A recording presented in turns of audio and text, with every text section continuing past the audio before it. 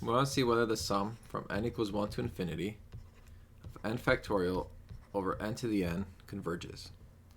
For this, we're going to use the ratio test, and we're going to look at the n plus first term. So for every n, we're going to replace it with n plus 1.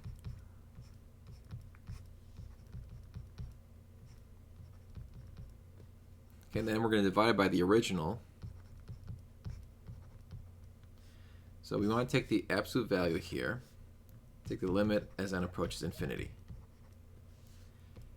Okay, so for this, we're going to use a nice little trick here to simplify this. We're going to pair up the top and the bottom. So we'll have the n plus 1 factorial and the n to the n. And then we're going to divide that by these two. So we're going to combine the n plus 1 to the n plus 1 power and the n factorial. But I'm going to write it with the factorial first, so I can line it up with the n plus 1 factorial above. And then we'll have the n plus 1 to the n plus first power. So here we don't really need an absolute value since everything's going to be positive, so that can go away. But we can simplify the n plus 1 factorial over the n factorial. There'll be a factor of n plus 1.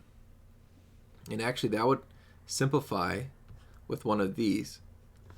So what we're going to have is n to the n over n plus 1 to the n.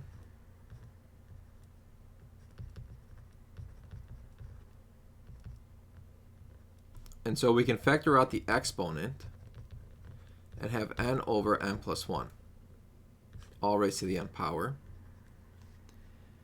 And we can go a step further now and rewrite n. So the idea here is I want to write n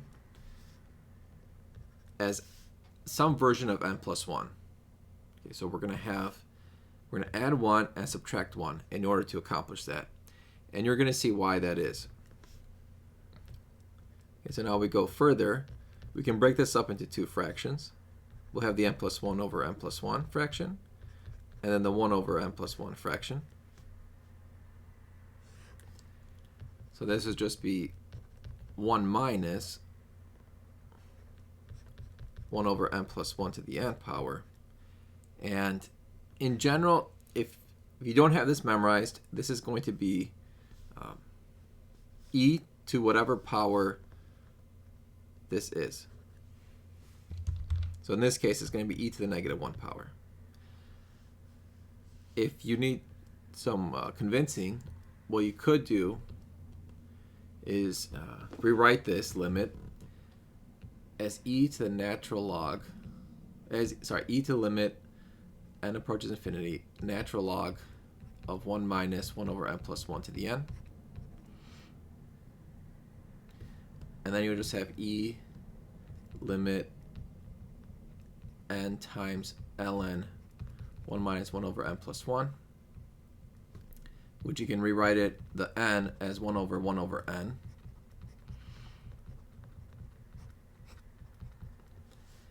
As n approaches infinity, what you're going to get is 0 over 0 in the exponent.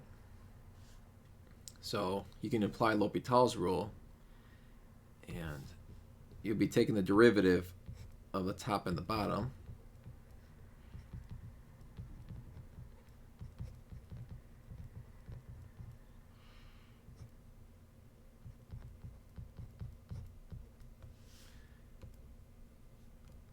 So we know that 1 over n plus 1 as n approaches infinity is going to go to 0. So you'll have 1 over 1. So this entire thing is going to 1. And then 1 over n plus 1 squared over negative 1 over n squared. Let's just write that out. Well, I'll put this on the side here. I can rewrite this